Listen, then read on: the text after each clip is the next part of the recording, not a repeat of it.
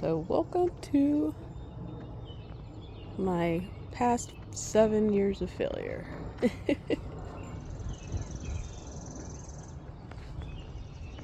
We bought this place back in 2016, 17-ish, because it took a while to actually get moved in. Purchased in 2016, and then we moved in 2017.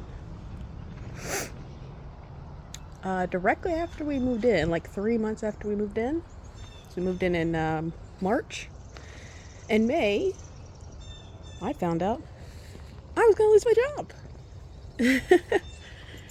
And about a week later, my husband found out he was going to lose his job. So that kind of put a kibosh on all of our plans. Which, big yard like this, you should have some plans. That's Jelly Bean. Say hi, Bean. Hi. She's like, I just want you to throw my ball, Mom.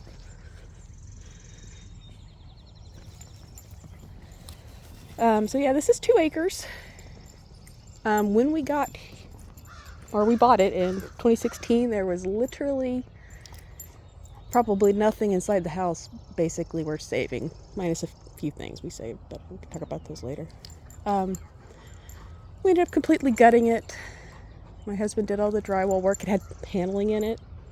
Also, like, literally no insulation. So yeah, we tore that down, and that's a whole nother mess that we can also talk about later, but let's just focus on the yard right now. So after that, I got a job pretty quick, actually. I was working again in maybe like a month and a half. But unfortunately, that was a rough time for my husband, and he couldn't find a job for probably 7 or 8 months. So he was working on the inside of the house for that time. Got all that stuff done. And then he got a job, and it was great. He was going to start in February, March of the next year. Well, then he went to the hospital. He couldn't breathe. He had pneumonia. And it also turns out heart failure. Now look at that mush. Oh, it's terrible. All right, we got to do something with that too.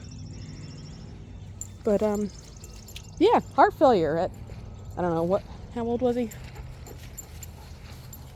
Jeez, I can't do math. 37, let's say 30. Yeah, 37. All right. So heart failure at 37. He had 50% heart function. And it was a bit of a rough ride. He was in the hospital for over a week. But of course, he came back. He couldn't do anything. And I was working. He thankfully did not lose his new job. He hadn't even started it yet. But they were pretty understanding and let him go, start a little bit later.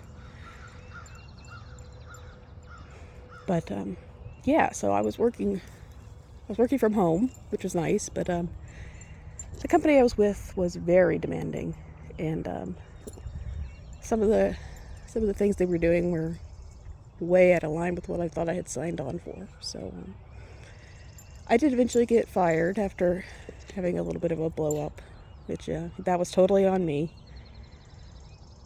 I mean, I don't think I deserved it, but I was definitely unhappy there. It was a blessing in disguise, let's put it that way. But then that was when COVID hit. And of course that fucked everything. Just fucked everything up. So I was out of work until December of that year. And I got a little bit done here and there. Oh wait, no. Yeah, so actually I didn't get a lot done. I got a little bit done, and then 2 things happened. We got a dog, not Jelly Bean, and that dog was ridiculously separation anxiety prone. And I loved him very much, and he loved me very much, but unfortunately I was the only person he loved, and I had my 2 kids, 2 boys. Yes, I see you. And my husband, he really hated my husband for some reason. I don't know why. Those 2 just did not click. He loves Jelly Bean, by the way, so I don't know. I thought it was maybe just because it was a dog, but no, he just hated Aries. And eventually I had to rehome him. because he was growling at both him and my younger son, and that's just not acceptable. But that dog was pretty crazy. He would get up on the roof because he was so freaking anxious. So honestly, he just wasn't the right dog for us. And I tried everything. I tried the scents and the, going and coming back, quickly to show him I was going to come back and things like that. And no, it just wasn't working out. So he ended up getting rehomed to a friend of my sister's father, because he was retired. He could stay at home all day with the dog, and yeah, it was great. Worked for him. The dog was very happy. I saw Facebook pictures of him and all that good stuff. A mess of trees there. The terrible shed that needs to be fixed this year, or it's gonna fall down completely. But yeah, so that happened. But one thing that happened, the other reason that we had to rehome him right away, is that he pulled me off the step over here.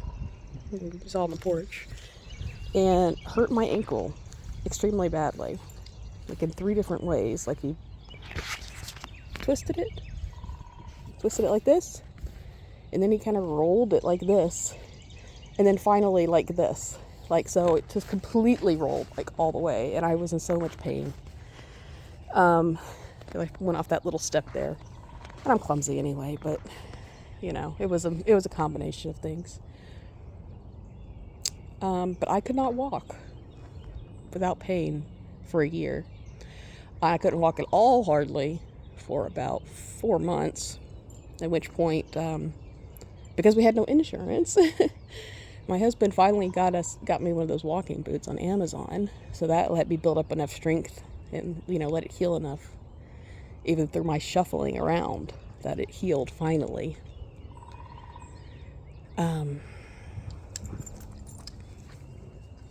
But it's still kind of fucked. It's bigger than my other foot by quite a substantial degree. I bought a pair of boots a couple years ago, and they still hurt my one foot on the top where it's fat and scarred and whatnot.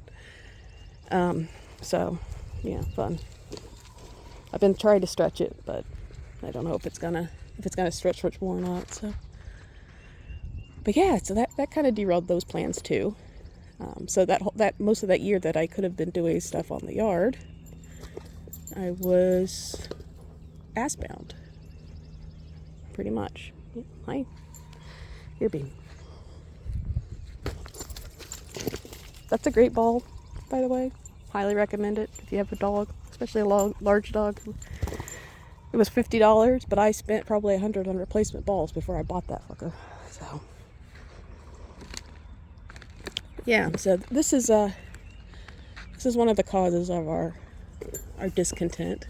Basically, the back of the house, that's all nasty. That's gonna have to get power washed or something. But that basement flooded, and we're like, okay, we looked around, we found some holes, we plugged them, well, Mark did anyway. And he had built up that basement for his office, and he fixed it up and everything else again, and it flooded again. So he did that one more time. He rebuilt it, and we were looking desperately for freaking holes or anything. We couldn't find anything, but it still kept flooding. So finally we found a hole, which helped a lot. There was one behind the washing machine, because this place used to be on oil. Like, I had an oil tank underneath the garage. Still does, actually. But there was an oil line that used to come through the hole, and when we had the basement remortared, they did not fill that hole in. I guess they thought maybe it was being used for something later. But either way, that was just letting a ton of water in.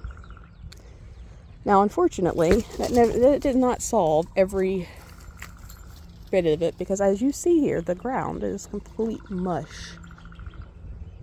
When we bought this house, the first time we saw it was in June.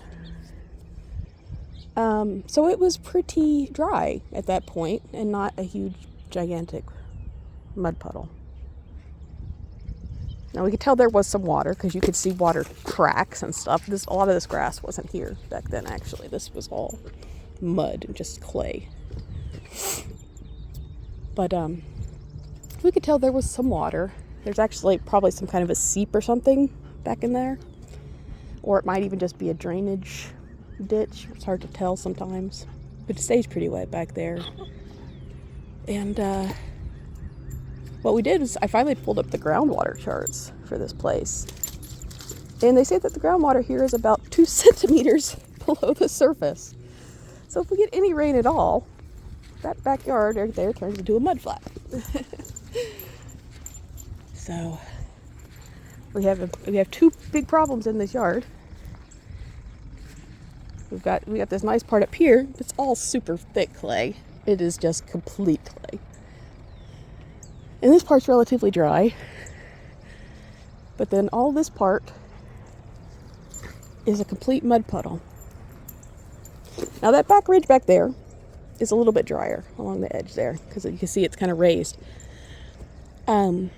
Before we moved in, the contractor said, "Hey, yeah, we're gonna fix your yard. We're gonna make it slope better so it'll drain away from the house." Well, you see how well that worked.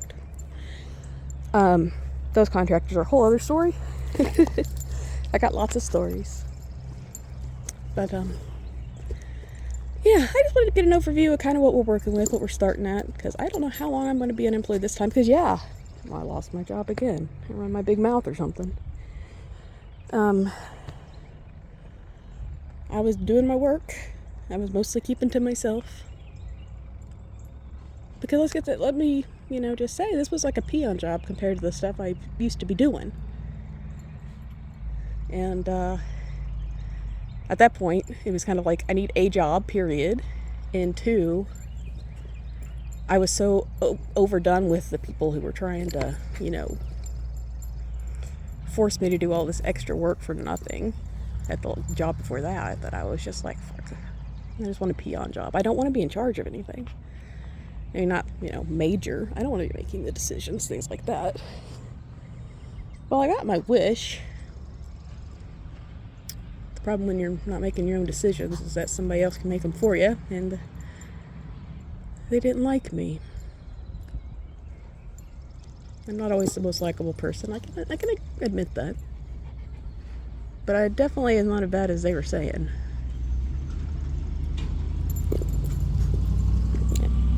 You can hear all the trucks behind me. And you can probably see there's some cars over there.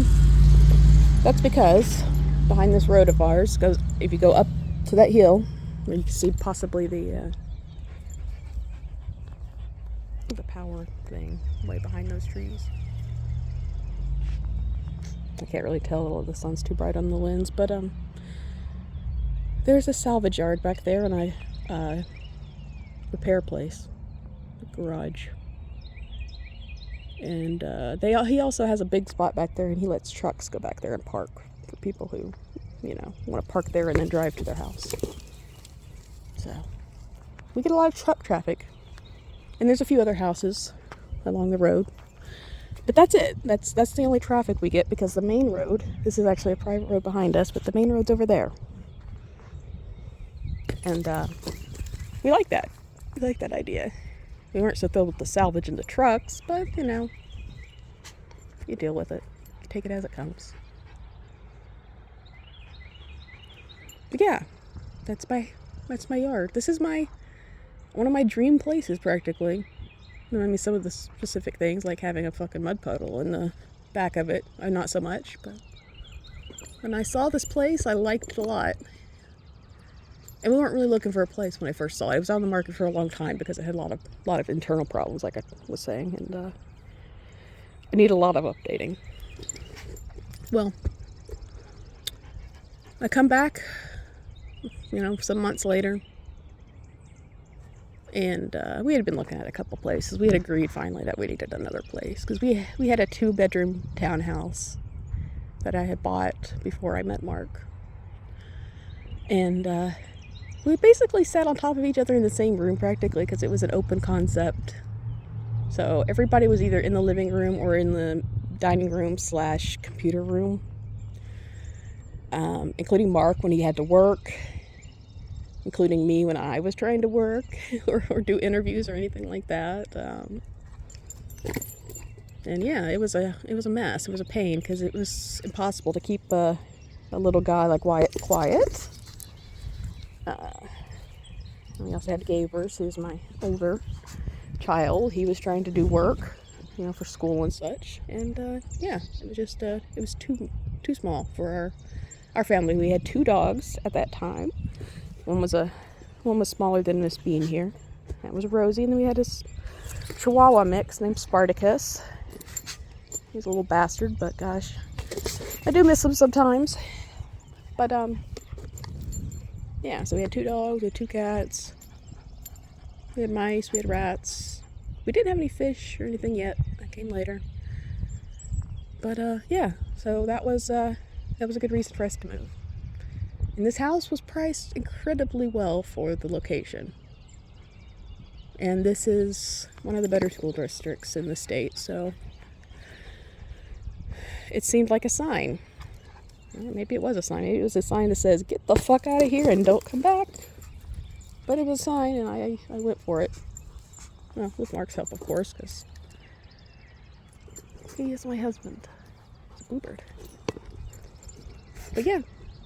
And then, shit started going crazy. I told my mom, I was like, you know what, if I believed in curses, I would believe that this house is cursed. I don't think it's cursed. I really don't. I think that, I don't know. Maybe I had some karma, maybe Mark had some karma. I don't know. We've had things to deal with, and we've had personal relationship things to deal with. And it's been a road.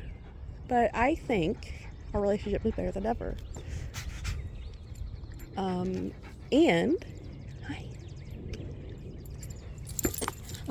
I can't kick it very far if you do that. Can't kick it very far in these shoes anyway. These are my fuck around slippers. But I want to try and move some of that better togetherness that we have into trying to get this place fixed up finally. I have time now, such as it is. I don't know what the money situation is going to be yet, so I'm determined to do this as cheap as possible.